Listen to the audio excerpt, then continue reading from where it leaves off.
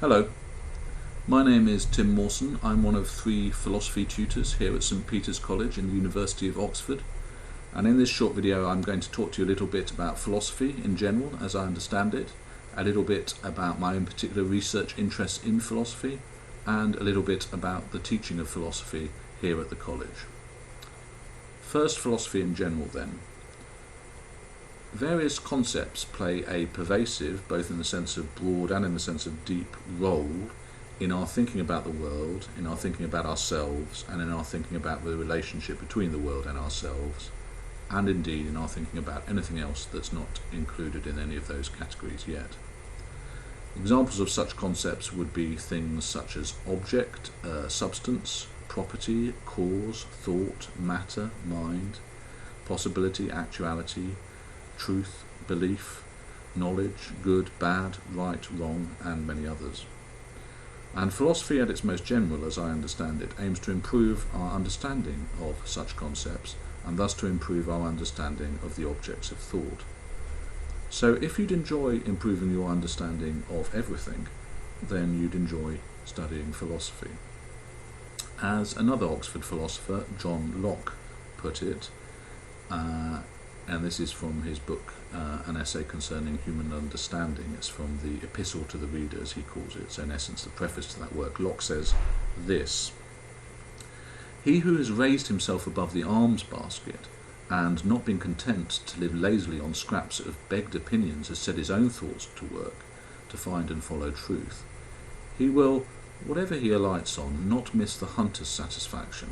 Every moment of his pursuit will reward his pains with some delights, and he will have reason to think his time not ill spent, even when he cannot much boast of any great acquisition." Second, my own area's particular interest within philosophy. I'm interested in values. What are they? Where do they come from? How do they fit in with facts, if facts indeed are to be distinguished from values? I'm interested in God. How would he, were he to exist, affect values, and what are the reasons for and against thinking that such a God does exist? And I've written 5 books and about 50 papers on things in these general areas. The philosophy faculty here at Oxford has a web page on me, and there's a list of my publications there. Third then, teaching here at St Peter's. The thing I'd like to talk about here is the tutorial method. This is a method for collaboratively doing philosophy, which goes back 2,500 years to the person who more than any other could be described as the founder of our discipline, Socrates, and the conversations, arguments even, which he got himself into with people in the Athenian Agora all those years ago. So tutorials are weekly conversations, arguments even, but not quarrels, arguments which students have with their tutor about the topic set for the week. What it is they've been reading, what view on the topic set their reading and reflection has led them to adopt, what are the reasons in favour of that view, and most importantly, what are the reasons against. Because it's by such conversations, by subjecting one's own opinions to counter-argument in this way, that one can transfigure a training in philosophy into an education in being a philosopher. There are many great universities, and one could attend lectures at any of them and learn a great deal about what opinions philosophers have held in the past and what opinions they hold nowadays.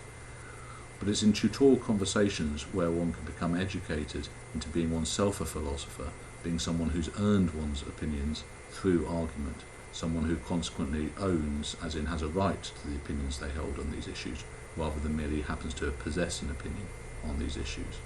And so it is in these contexts that in Locke's terms one raises oneself above the alms basket and becomes the sort of person who's never really content ever again to live lazily on the scraps of opinions offered to one by others, but who would rather always put one's own mind to work to find and follow truth wherever it might lead.